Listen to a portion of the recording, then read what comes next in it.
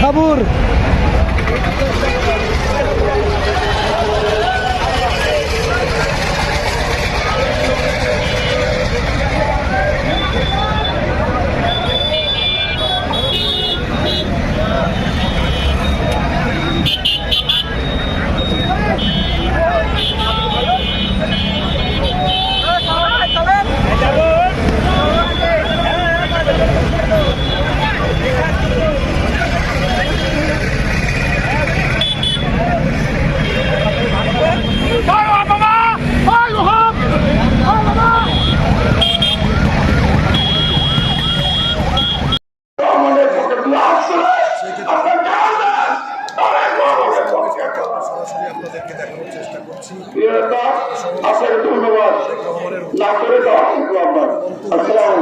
রাজশাহী বিভাগের ধানের শীষের বক্তব্য রাখছেন চাঁপাইনবাবগঞ্জ সদর আসনের বিএনপি মনোনীত ধানের শীষের প্রার্থী এবং চেয়ারপারসনের মাননীয় উপদেষ্টা হারুনুর রশিদ এবং ধর্ম বর্ণ শেষে সকল আসসালামু আলাইকুম ওয়া রাহমাতুল্লাহি ওয়া বারাকাতুহু এক নজর দেখার জন্য শুকরিয়া আলহামদুলিল্লাহ।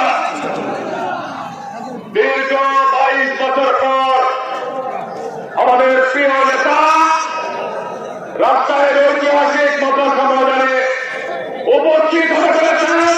আমরা সরাসরি অভিনন্দন জানাবো। আজকে সভার মাননীয় সভাপতি রাজশাহী জেলা রাষ্ট্রের মাননীয় সংসদ সদস্য প্রার্থীগণ, মাননীয়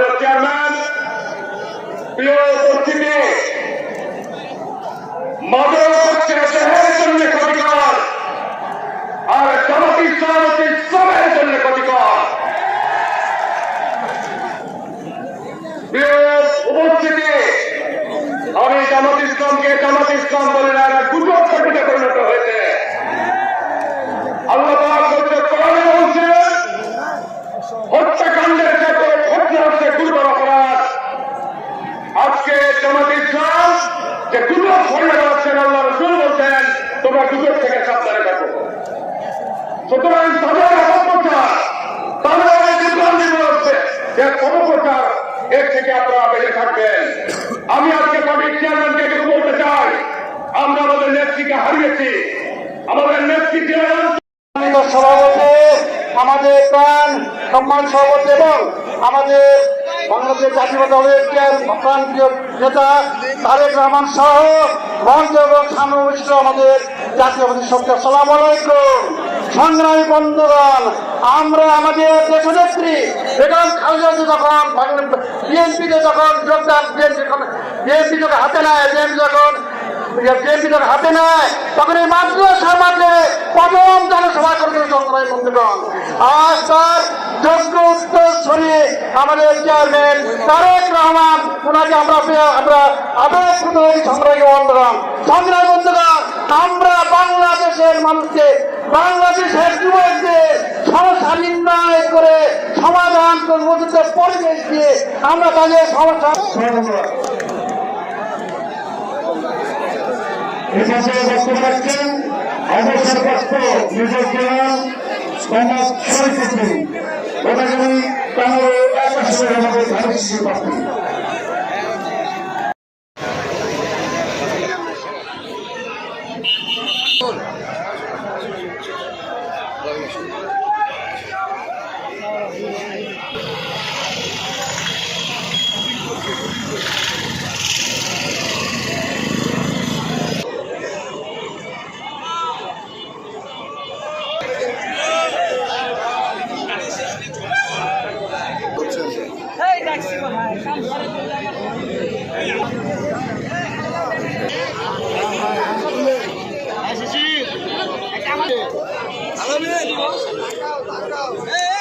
কি খবর তো খোঁজ খবর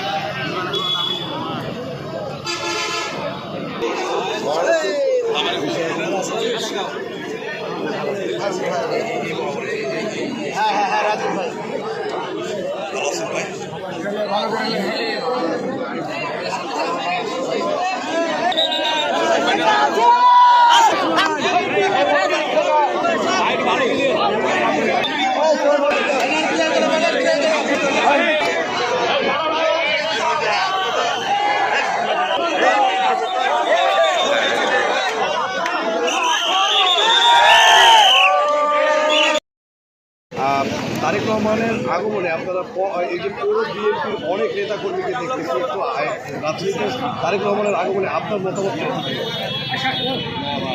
আসসালামু আলাইকুম। আপনারা জানেন যে আজকে ত্রয়োদশ জাতীয় সংসদ নির্বাচনকে ঘিরে আমাদের নেতা তারেক রহমান রাজশাহীর মাটিতে পা দিবেন। আজকে 23 বছর পর উনি রাজশাহীতে আসছেন, এটা আমরা আনন্দে উদ্মাদ ছিল। আমরা রাজশাহীর মানুষ সবাই আনন্দে আছি এবং আমরা আশা করছি যে তাকে আমরা একটু হাত ধরে কমপক্ষে তাকে আমরা সমবেদনা জানাবো, আমরা তার সঙ্গে একটু কৌশল বিনিময় করতে পারবো হাত ধরে। এই জন্য আমরা সবাই আসছি। আজকে সমাবেশ মানে আসলে স্বতঃস্ফূর্ত আপনাদের প্রাণবন্ত করার জন্য আপনাদের এই রাজশাহীবাসীর পক্ষ থেকে, যেমন আপনার পৌরসভার পক্ষ থেকে কী উদ্যোগ নিয়েছে? আমরা সর্বময় উদ্যোগ নিয়েছি। আমরা আমাদের অনেক নেতাকর্মীকে আমরা রাজশাহীতে পাঠিয়ে দিয়েছি। আমরা এই অল্প সংখ্যক মানুষ এখানে আছি, আমরা তাকে একটু সালাম দেওয়ার জন্য আমরা দাঁড়িয়েছি। তারেক রহমানের আগমনে আপনার পদ পেয়ে তারেক রহমান নওগাঁ যাবে, বগুড়া যাবে, আপনার এলাকার ভোটারদের মতামত কি এবং আজকে আপনাদের কেমন লাগছে আপনাদের শাহমুকদম এয়ারপোর্টে তারেক রহমান আসছে দীর্ঘদিন ধরে? ধন্যবাদ। আমি সর্বপ্রথমে মহান রাব্বুল আলামিন আল্লাহ পাকের দরবারে শুকরিয়া আদায় করি যে আমাদের দেশ নায়ক জনাব তারেক রহমান রাজশাহীতে আগমন করছেন। আমি আরও আশা করি যে এই রাজশাহীর এই মাটিতে পা রাখার সাথে সাথে আমাদের রাজশাহী যে বিএনপির যে পটভূমি, বিএনপির যে দুর্গ, সেটি তিনি উপলব্ধি করতে পারবেন এই নওগাঁ পৌরসভার এই প্রোটোকল অনুযায়ী। তাই আমি আমাদের এই এলাকার মানুষ, এই নওগাঁ পৌরসভার মানুষ সবাই সকল স্তরের মানুষের কাছে থেকেই ভালোবাসার একটি বার্তা তিনি পাবেন রাজশাহীতে পা রাখার সাথে সাথেই। সেটির জন্যই আজকে আপনারা এখানে উপলব্ধি করেছেন যে এখানে সাধারণ মানুষ সহ দলের নেতাকর্মী, যুবদল, ছাত্রদল, এই অঞ্চলের নেতৃবৃন্দ এবং সাধারণ মানুষ এখানে উপস্থিত হয়েছেন এক নজর আমাদের দেশ নায়ক জনাব তারেক রহমান। একটু আপনাকে অ্যাড করবো, আমরা সারা বাংলাদেশের বিভিন্ন জেলায় তারেক রহমান ইতিমধ্যে অনেকগুলো সমাবেশ করেছে, নির্বাচনী প্রচারণা চালাচ্ছে। তার স্লোগানটা কি ছিল প্রতিটা জেলায় যাওয়ার পরে একটু বলবেন, এবং সর্বশেষ স্লোগান কি ছিল তার এই নির্বাচনী চাওয়া পাওয়া কি ছিল একটু বলবেন। ধন্যবাদ। আরেকটি বিষয় হচ্ছে যে আমাদের দেশ নায়ক জনাব তারেক রহমান দেশে আসার আগেই এই দেশকে আজ থেকে প্রায় 4 থেকে 5 বছর আগে তিনি তার নিজ পরিকল্পনা অনুযায়ী, বিশেষ করে আপনার ফ্যামিলি কার্ড, কৃষক কার্ড, যুব উন্নয়ন, ক্রিয়া, শিক্ষা ব্যবস্থা এবং সকল উন্নয়নমূলক কাজের যে প্রতিশ্রুতি আমাদেরকে দিয়েছেন, যে বার্তা আমাদেরকে দিয়েছেন, সেটিকে আমরা লালন মুখে ধারণ করেছি, বিশ্বাস করেছি যে শহীদ রাষ্ট্রপতির সন্তান জিয়াউর রহমানের সন্তান, তিনি জিয়ার আদর্শের একজন, তার জিয়াউর রহমানের দ্বিতীয় জিয়াউর রহমান হিসাবে আমরা মনে করছি তাকে। তিনি তার কথাবার্তায়, তার চলাফেরায়, দেশে তার বক্তব্য এবং তার যে ভালোবাসা, মানুষের প্রতি যে ভালোবাসা, তারেক রহমানের আদর্শে আপনারা ধারণ করে সামনে কাজ করতে যাচ্ছেন। তার প্রথম স্লোগান প্রতিটা জায়গায় কি ছিল বলবেন, এবং সর্বশেষ স্লোগান। করব কাজ, গর্ব দেশ, সবার আগে বাংলাদেশ, সবার আগে বাংলাদেশ। আমরা বেগম খালেদা জিয়া বলেছিলেন যে নিজের থেকে দল বড়, দলের চেয়ে দেশ বড়। আমাদের তারেক রহমান বলেছেন সবার আগে বাংলাদেশ, সবার আগে বাংলাদেশ, সবার আগে আমরা এটিকে লালন ধারণ করেছি এবং আমরা আমাদের এই অঞ্চলের মানুষ তথা রাজশাহীর মানুষ বিশ্বাস করেন যে সকল কর্মসূচি তারেক রহমান দিয়েছেন, যে সকল আশা আমাদেরকে দিয়েছেন, যে সকল প্রতিশ্রুতি দিয়েছেন, সেই সকল প্রতিশ্রুতি আমাদের দেশ নায়ক তারেক রহমানের দ্বারাই বাস্তবায়ন করা সম্ভব। এটি আমরা বিশ্বাস করি, এই অঞ্চলের মানুষ সেটি আমরা বিশ্বাস করি। এবং আজকে সারা বাংলাদেশে যে সকল কর্মসূচি তারেক রহমান পালন করেছেন, আমরা বিশ্বাস করি সবচেয়ে বড় এবং জনবহুল, জনসম্পৃক্ততায়, সাধারণ মানুষের উপস্থিতিতে সর্বোচ্চ এই রাজশাহীর জনসভায় সফল এবং সাফল্য হবে, এটি আমরা বিশ্বাস করি। সেটি আপনারা এই এয়ারপোর্টের সাধারণ মানুষের উপস্থিতিতেই বুঝতে পারছেন। ধন্যবাদ সবাইকে। রাজশাহীর সেই প্রাণকেন্দ্র 54 রাজশাহী 3 পবা মহলপুর আসনের যে মানে পবার মূল ফটকের যে এয়ারপোর্টের সামনে পবা পৌরসভার যে নেতৃবৃন্দ তারেক রহমানের আগমনে আজকে একত্রিত হয়েছে, শয়ে শয়ে মানুষ একত্রিত হয়েছে। আমরা তার সিনিয়র কিছু নেতৃবৃন্দের সাথে তারেক রহমানের আগমনের বিষয়ে কথা বলবো, একটু বলবেন।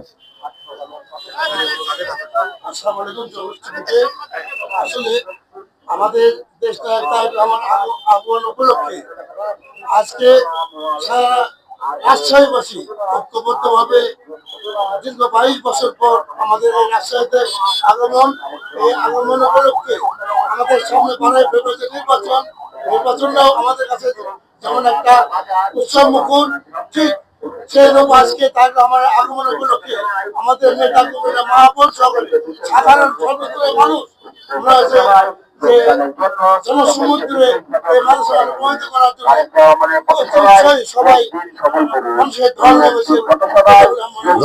আমরা একটু আমাদের এই ছাত্রদের সাথে একটু কথা বলবো, আপনার মতামত।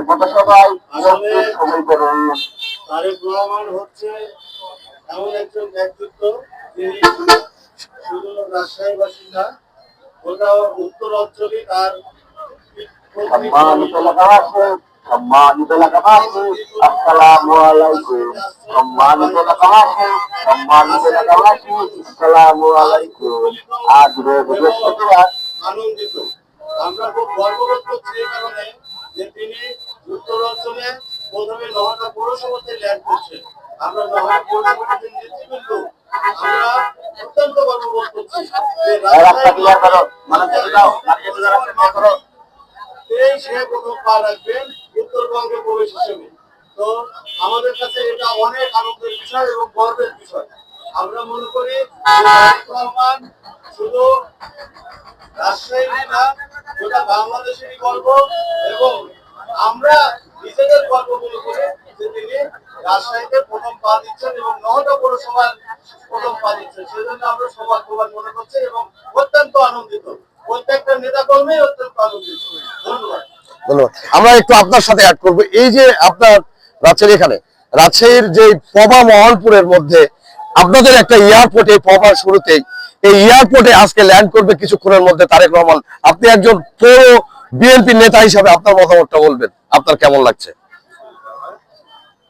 আপনার মাধ্যমে সর্বপ্রথমে সবাইকে আমি সালামের সাথে সাথে ধন্যবাদ জানাচ্ছি যে আপনারা আমাকে কথাগুলো সুযোগ দিয়েছেন।